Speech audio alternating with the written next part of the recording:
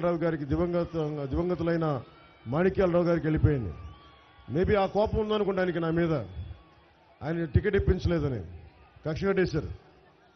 అందుకే ఆయన ఈ మధ్యన బాగా రెచ్చిపోయి సీఎం జగన్ తిట్టిన ఎవ్వనైనా సరే పాతాళంలోకి తొక్కేస్తానని చెప్పి అధికారంలోకి రాగానే కొందరు అకౌంట్లు సెటిల్ చేస్తామని కొట్టు సత్యనారాయణ గారు అన్నారంట.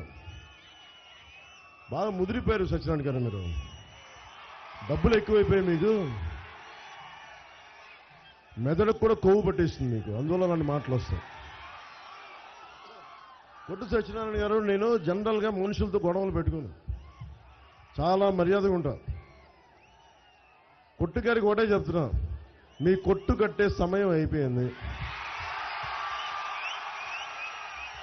తాడేపల్లిగూడెంలో మనకి కొట్టు సత్యనారాయణ గారి కొట్టు, జగన్ గారి అవినీతి కోట రెండు పోతాయి ఈ ఎన్నికల్లో. బోలిశెట్టి గారంటే నాకు చాలా ఇష్టం. ఓటమిలో నిలబడ్డ నాయకుడు, దమ్మున నాయకుడు, ప్రజల కష్టాల్లో ఉంటే వచ్చి అండగా ఉండే నిలువెత్తు 6 అడుగుల ఆజానుబాహు. ఇంకా చెప్పాలంటే జనసేన బాహుబలి. మా బాహుబలి ముందు కొట్టు ఎంత, కొట్టు ఎంత. కొట్టు గారికి కూడా చెప్తున్నా, ఏంటి మన చిన్న ఇల్లు కడితే 5 లక్షలంట, పెద్ద ఇల్లు కడితే 10 లక్షలంట, ఇంకొంచెం పెద్ద ఇల్లు కడితే 20 లక్షలంట. సో కే ట్యాక్స్ ఎక్కువైపోయిందంటే తాడేపల్లిగూడెంలో వ్యాపారస్తులు ఎక్కువ జీఎస్టీ కట్టాలి, ఇన్కమ్ ట్యాక్స్ కట్టాలి, సర్వీస్ ట్యాక్స్ కట్టాలి. కే ట్యాక్స్ కూడా కట్టాలంటే ఎక్కడ కడతాం? కే ట్యాక్స్ని తీసేయడానికి ఒకటే, కూటమి ప్రభుత్వం అధికారంలోకి వస్తుంది జూన్లో. కొట్టుగారి మీకు కూడా చెప్తున్నా, మీకు కూడా కే ట్యాక్స్ విధిస్తాం, మీకు మీ కుటుంబ సభ్యులకి, మీ వర్గానికి కూడా కూటమి ట్యాక్స్ ఇస్తాం. మీ అందరికీ మా మోడీ గారి చేత మీకు ప్రత్యేకించి పెనాల్టీ వేయిస్తాం, అడ్డగోలుగా దోచేసినందుకు. కరప్షన్ చేసిన వాళ్ళు ఎవరిని వదిలేదు లేదు. ఇక్కడున్న విద్యార్థులు ఎంతమంది ఉన్నారు? మీరు ఇక్కడ చాలా మంది విద్యార్థులు ఉన్నారు. అందులో ఎస్సీ విద్యార్థులు ఎంతమంది ఉన్నారు? ఇక్కడ ఎస్సీ విద్యార్థులకి దాదాపు 27 పథకాలు తీసేశారు. 27 పథకాలు. అంబేద్కర్ విదేశీ విద్యా విధానం తీసేశారు. 27 దళిత పథకాలు తీసేశారు. ఇక్కడున్న విద్యార్థులకి మీకు ఫీజు రీయింబర్స్మెంట్ జరిగిందా? మీకు ఫీజు రీయింబర్స్మెంట్ జరిగిందా? మీకు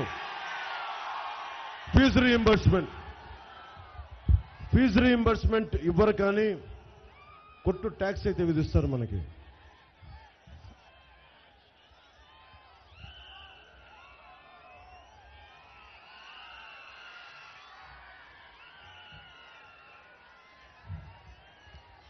కొట్టుగారి అవినీతి ఏ స్థాయికి వెళ్ళిపోయిందంటే శారదా లైబ్రరీ భూములు కొట్టేయడానికి కూడా కుట్రపన్నారు. మన ఆర్టీసీ కాంప్లెక్స్ పక్కనే ఉన్న 100 ఫీట్ రోడ్లో 1.5 కోట్లు తీసుకొని షాపింగ్ మాల్ పార్కింగ్ ఇచ్చారు. ఏజెంట్లను పెట్టుకొని టీటీడీ లెటర్లు, మనకి సుప్రభాతం టికెట్లు బ్లాక్లో అమ్ముకున్నారు. మీ ఎమ్మెల్యేని ఎన్నుకుంటే ఇది జరుగుతా.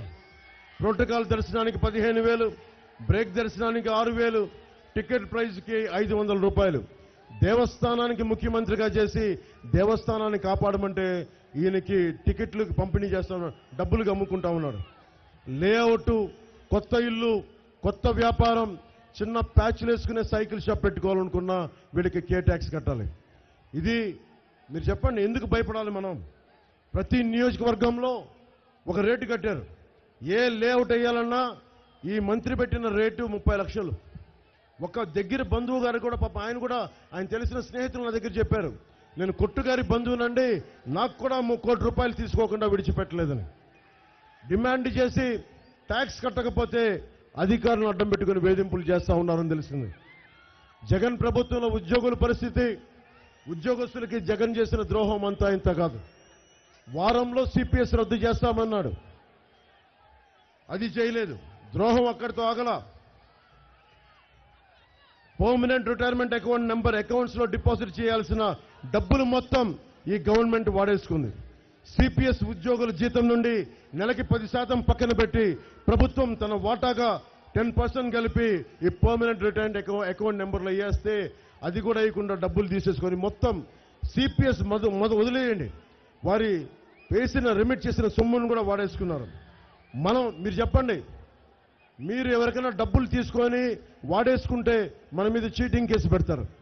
అలాంటిది ఉద్యోగస్తుల కష్టాన్ని, నేను ఒక మాజీ ప్రభుత్వ ఉద్యోగ కొడుకుని, నాకు తెలుసా కష్టం ఎలా ఉంటుందో. కష్టపడి సంపాదించుకున్న డబ్బుని ఎవడు సాక్షాత్తు ముఖ్యమంత్రి కొట్టేస్తే ఎక్కడికి పారిపోతాం? ఎవడి మీద చీటింగ్ కేసు పెడతాం? వెళ్ళి డీజీపీ గారికి చెప్తామా? వెళ్ళి ఏసీబీకి చెప్తామా? ఎవరికి చెప్తాం?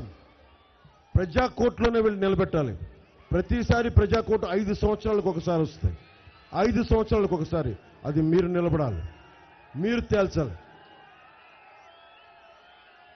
చివరికి దీంట్లో ఐఏఎస్లు ఐపీఎస్లు కూడా బాధితులు. డిఏలు ఇస్తున్నామని చెప్పి జీవోలు ఇచ్చారు. ఒక్క డిఏ కూడా అధికార